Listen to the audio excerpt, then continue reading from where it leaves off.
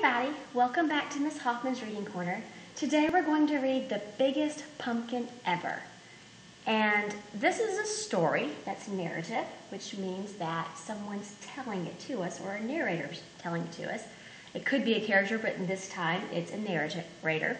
And in this narrative, we have some mice who act like people, so we know it's fiction or pretend. And we're going to find out how these mice who act like people grow the biggest pumpkin ever. So, before we continue with our narrative fiction, let's talk about an important vocabulary word in our story. You might know how to read this word, but just in case, let's practice using syllables to help us break it down. First, we need to find our vowels. Vowels are voiced and open, and we know them as E, I, O, and U. We underline the vowel E and mark it with the V. And we find our next vowel. Then we draw a bridge between our vowels and look at the consonants. And we have the consonant R and the consonant T. Now, we can scoop the ER together because it's a vowel team, making our first syllable right here an R-controlled syllable. So we have fur.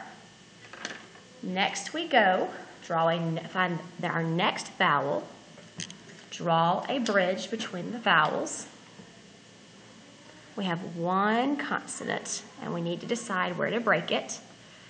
And we're going to try breaking it between the vowel and the consonant, and then we would get fur-I, but it's not fur-ti, it's fur-till. So we're going to break our syllable here. It's a closed syllable so that we know it's going to be a short vowel sound, fur-till. Find our last vowel, and oh look, it's another vowel team. Fur-till I, z-er. So we're going to have an open vowel right here where I says its name and it's long I. Looking at our bridge, we have zer. Here's our consonant. So our word breaks up into fur-till I, zer. And we have another R-controlled syllable. Fertilizer. Fertilizer is something that we can add to the soil or the dirt to make plants grow. Kind of like when Mom gives you Flintstone vitamins. Sometimes we might go to the store and buy fertilizer to put in our rose garden or our vegetable garden. And in our story, The Biggest Pumpkin Ever, the mice add fertilizer to help their pumpkin grow. So now that we know that fertilizer is like vitamins for the plants, we can read our story. The Biggest Pumpkin Ever by Stephen Kroll. Once, there were two mice who fell in love with the same pumpkin. Clayton the mouse noticed it one day in the vegetable garden. It was still little and green, but Clayton thought he could make it grow really big. It might even get big enough to win the grand prize at the town pumpkin contest.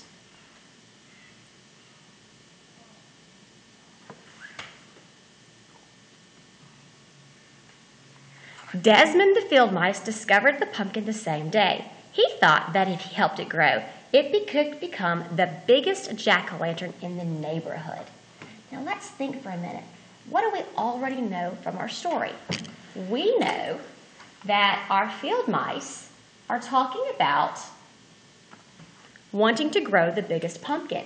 We have a town mouse, a house mouse, and we have a country mouse who lives in the field. And Clayton wants it for a contest, but Desmond wants it for a jack-o'-lantern. And he's going to grow his pumpkin in time for a jack-o'-lantern. Now, what time of year do we want jack-o'-lanterns? Fall. And pumpkins have to be done by the fall, so when do we start growing them? In summer. So in our story framework, from our reading corner on October 22nd, the biggest pumpkin ever. And we know that our story takes place in the garden in the summer before Halloween. We also know who is in our story: Clayton the house mouse and Desmond the field mouse. So what happened first is that Clayton wanted a big pumpkin for a contest and Desmond wanted a big pumpkin for a jack-o'-lantern. Let's read on to see what happens next. That afternoon, Clayton watered the pumpkin. He also mixed up some fertilizer of manure and water. He spread the mixture around the pumpkin to make it grow larger. That very same night, Desmond went into the garden. He watered the pumpkin too. He also spread some manure and mixed it with water. The next day, Clayton watered and fertilized the pumpkin again. The next night, Desmond did the same, and the pumpkin began to grow.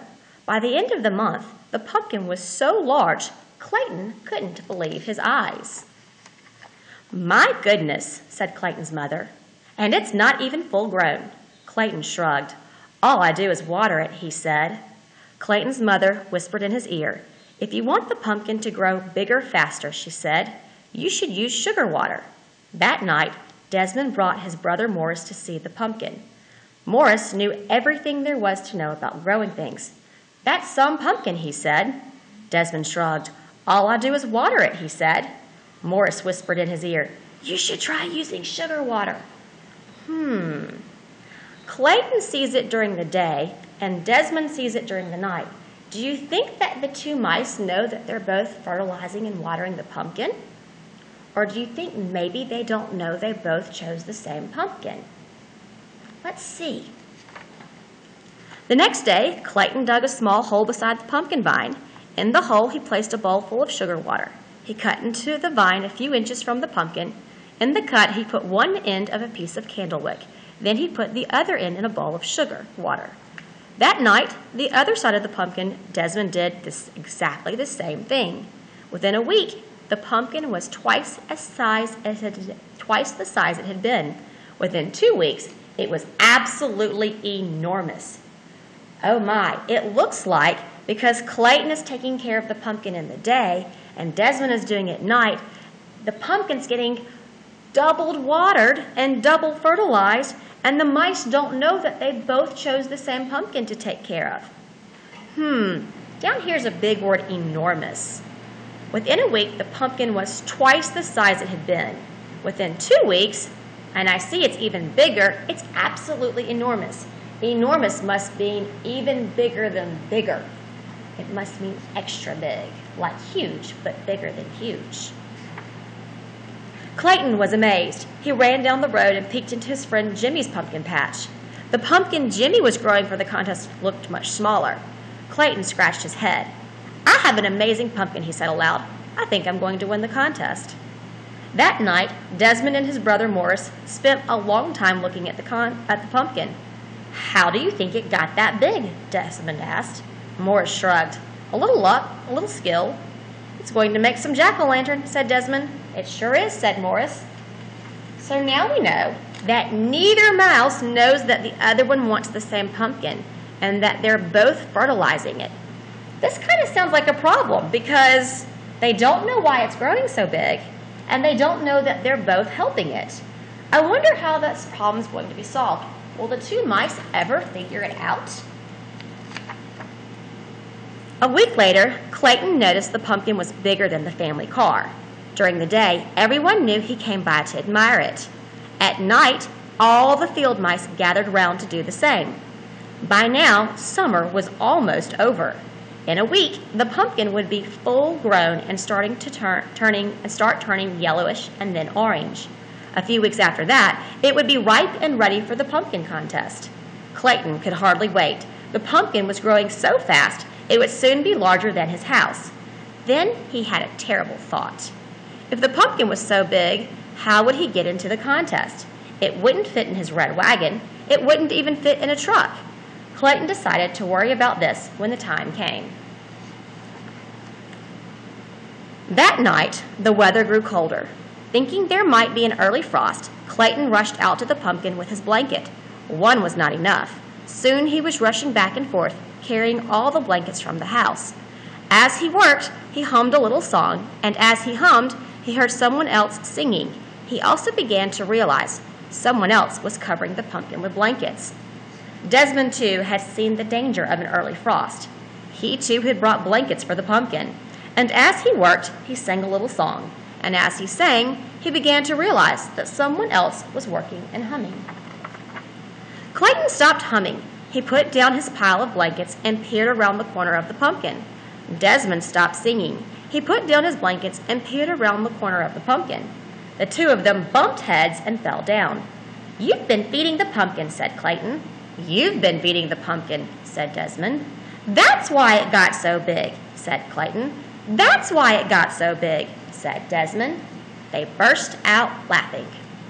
When everything had been explained, Clayton said, "I know I'll win the contest if I can get the pumpkin to town." Desmond smiled. "I'll help you. Just let me carve the pumpkin into a jack-o'-lantern for Halloween when the contest is over." "It's a deal," said Clayton. "It's a deal," said Desmond, and they shook on it. The morning of the contest was bright and sunny. Mice were bringing their pumpkins to the town square by truck and car and wagon. Some were rolling them along the ground. Pumpkin contest. So now I see that the problem's been solved, that the two mice have figured out that they both want the pumpkin for the same thing, and they now know the reason why it got so big was because they were both trying to grow it. So we solved the problem, or this problem was solved when both mice realized they were both feeding it, and that's why it got so big. They also decided that they were going to share the pumpkin. One is going to use it for the contest, and one is going to use it for Halloween. Suddenly, they all stopped short. Over the fields came the biggest pumpkin anyone had ever seen. It was being pulled by 100 field mice on motorcycles.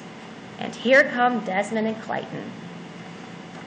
When the pumpkin reached town, it was too big for any of the streets. Clayton had to explain why they couldn't bring it into the square. The mayor understood at once. He led the crowd to the giant pumpkin and pinned the first prize ribbon on its side. Then everyone danced around it. "Who would have believed this?" said Clayton as he danced. "Who would have believed this?" said Desmond at the same moment. When the celebration was over, the 100 field mice pulled the pumpkin back to the field. The day before Halloween, they carved it into the best jack-o'-lantern ever. And on Halloween night, its wonderful smiling face could be seen glowing for miles around. And if you look at our story framework, our story began in the garden in the summer before Halloween. Clayton the house mouse and Desmond the field mice wanted a pumpkin and chose the very same one. Clayton wanted it for a contest. Desmond wanted it for a jack-o'-lantern. Neither mouse saw that the other one was taking care of the pumpkin, and they didn't know how it was getting so big. The mice discovered that they were both watering and caring for the pumpkin, which is why it made it so big. So what? Our story ended when the mice worked together to share the pumpkin. Clayton won a prize, and Desmond had it for a jack-o'-lantern. And that is the summary of our story. Thanks, guys, for joining me today. It was wonderful to see you again. I look back to seeing you soon for another Halloween story.